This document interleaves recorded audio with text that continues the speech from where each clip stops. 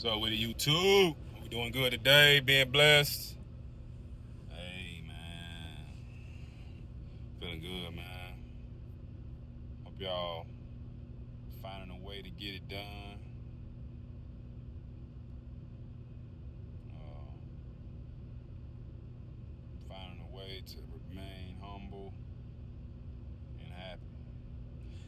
Listen, I seen this little post, not on Facebook, but somewhere, where he said,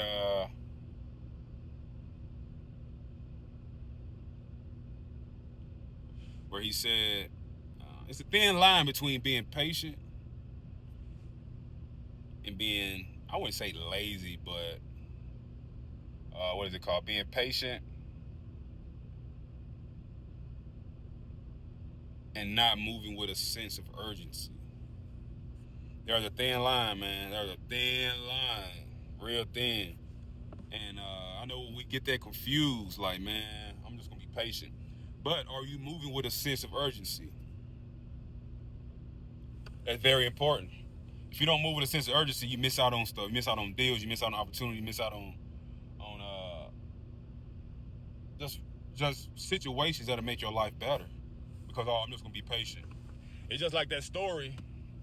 It's just like that story where it was this dude trapped on the top of a house, and it was raining or whatever, it was flooding, whatever. But he trapped on top of his house, and a chopper came to the dude. He said, "Oh, you need help? You need help? Oh no, I'm good. I'm just gonna wait on God." He said, "All right." Then another chopper come. "Bro, do you need help?" "No, I'm good. I'm just gonna wait on top of this roof and wait on God." Then a boat came. "So man, we see you on top of the roof. Do you need help?" "No, I'm just gonna wait on God." Dude end up dying, right? Dude end up passing away. Then he get to heaven and he asked God, "God, why did you come save me?" God said, "Look, man, I sent you 3 ways out. Why? I sent you 3 ways. You said no. You said you was waiting. So that's what I'm saying. Like, opportunities come, boom, boom, boom, boom. Then we say, "Oh, I'm just gonna be patient." But what if that's the opportunity that you're looking for? What if that's what you're looking for, but you don't have the sense of urgency to move on something unless it's 100% how you want it to be? And life don't work like that. It's never going to be the right time. It's never going to be the right time to move on something that's out the ordinary. I'm sorry. I'm sorry, man. It's just not going to be the right time. Like, okay, you want this, that, boom, boom, boom. All right, cool. But what if this is not exactly how you want it? Are you going to say no to the deal? Are you going to say no to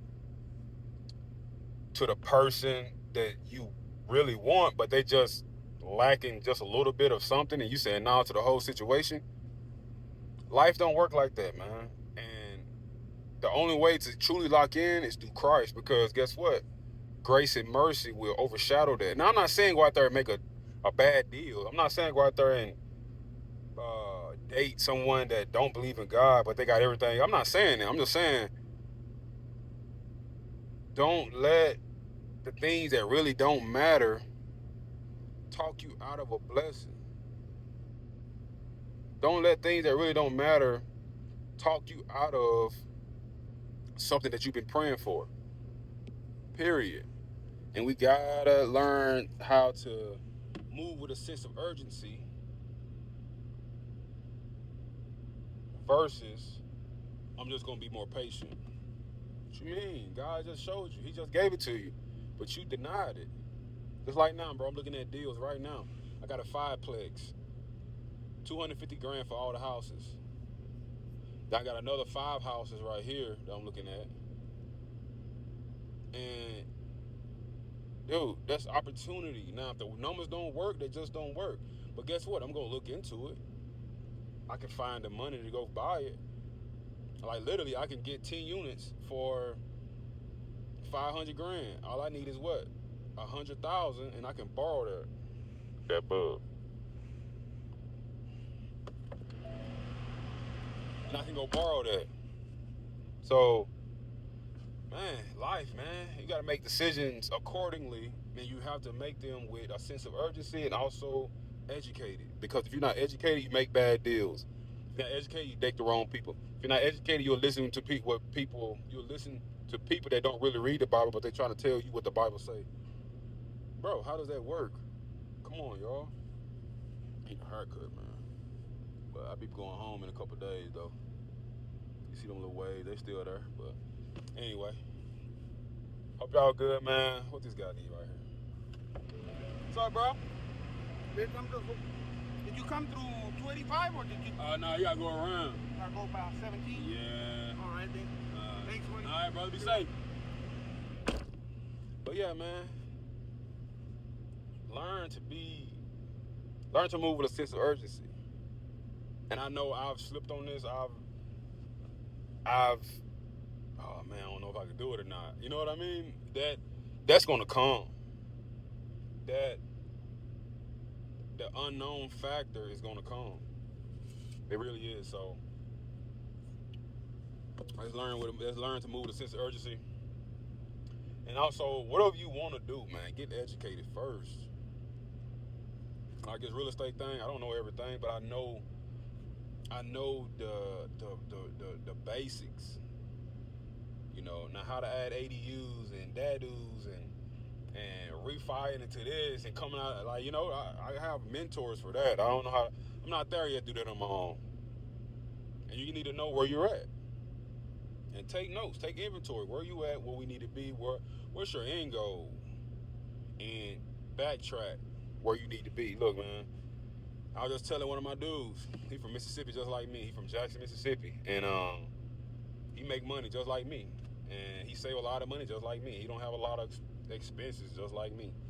And I told him, bro, the black and brown community, we want stuff now. We don't because we want stuff now to show off to people that we got it now. But they people that do that are typically 9 times out of 10 in a worse situation than the people that they're trying to impress. Why?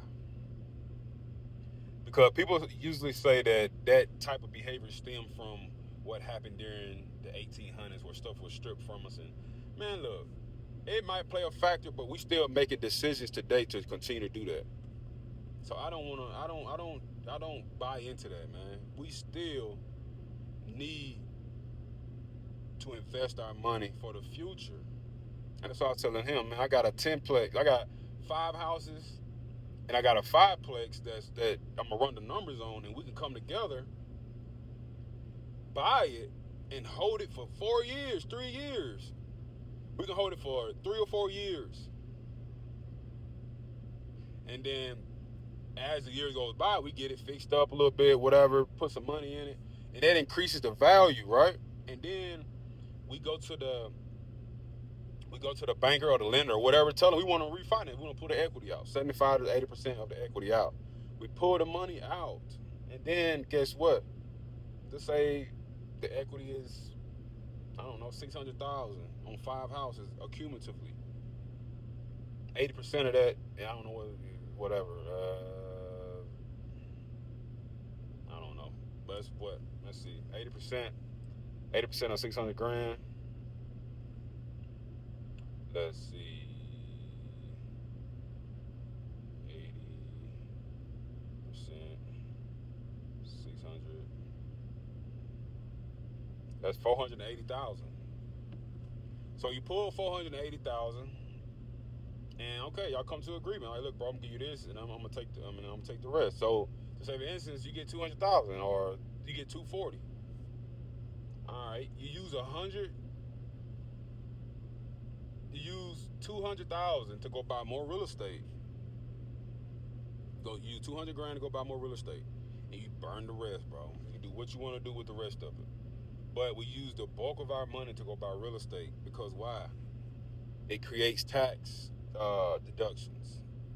I ain't paid taxes in years since I've been investing in real estate, and this year I'm gonna touch almost $200,000 from this job, and I will not pay no taxes, extra taxes. Of course, I take taxes out of my check, but I don't have to pay in more. And last year, the IRS actually gave me 10 grand back because I invested in real estate. You can also, the tenants pay down the mortgage. So that's where your mortgage going down and the equity is growing because you got that space, which is you can pull out, refi, whatever you want to do with it. Cash flow. Cash flow is after everything is paid for. After everything is paid for, you can you receive the rest of the funds, put it in a bank account, in your pocket, whatever you want to do with it. So real estate is really the only thing that you have to invest in if you want to be wealthy, if you want to be rich.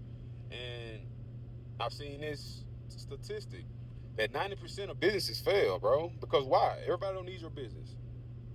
You know, if you cut hair, everybody don't need a haircut. If you um, um, make footballs, everybody don't need a football. If you bake cupcakes, everybody don't eat cupcakes. So everybody not gonna be your business. And if someone does eat cupcakes and want footballs and cut hair, guess what? There's other barbershops that do that. So when you do get a customer, you fighting for that customer out of 10 other shops. That's why 9% of businesses fail. But with real estate, everybody got to live somewhere. Everybody got to participate. Everybody, man, it's a shortage in America right now on houses. Why not? Why y'all, man, Warren Buffett just injected $900 million into housing. Follow the money. What's about to go down? We need to get into the houses. And I'm telling y'all, if y'all not into renting, if y'all not into buying houses, you need to be, because this will become a renter society. There will be no more mortgages. Because you got people like me and Warren Buffett and Grant Cardone and Will Roundtree and all them people buying houses. Just think about it. If everybody invest and buy houses and keep them, there will be no more houses to even buy. So you have to rent from the people that own the houses. Think about it. This will be a renter society. It's going to be to the point where that your rent will be subsidized. That means they're going to take it right out your check every month. Just like taxes. I'm telling you, man. Real estate is the only thing you need, man. You got to get educated first, though. And a lot of people don't want to do that. And yeah, a lot of things can happen. Oh, what if the tenant don't pay? Bro, what if you don't make it to work? Like, it's a lot of risks that involve with. It's a lot of risk that involves with everything. Can I tell them when these dudes out here, man, I don't know, man, real estate is kind of like risky. Bro, we are literally sitting by gas, CNG. They got 4 holes punched in the earth right here, bro. You see them whale heads, right? Right there. See, those are whale heads, man. Whale heads mean, bro, they don't punch the hole in the earth. That is 10,000 feet inside earth, man. It's about 30,000 PSI down there, dude. And if anything fell on that wellhead, which is all that iron that you see right there, like it's like a Christmas tree, it going up, down like that. If anything fell, guess what, bro? This whole site is gone. We would not stand a chance if that stuff fell. So you mean to tell me that's not more riskier than buying real estate? We out here sitting on a bomb in the oil and gas industry, but we want to invest in real estate because it's too risky that the tenants might not. Bro, what are you talking about? It's more risky to sit out here. It's more risky to breathe in all this dirt. That's why my sinuses and everything else is terrible, because it's the environmental. Yeah, man. Like being rich is hard, being wealthy is hard, and also being broke and middle class is hard. So choose your hard, y'all. Choose your hard. Y'all be blessed, man, and not stressed. Peace.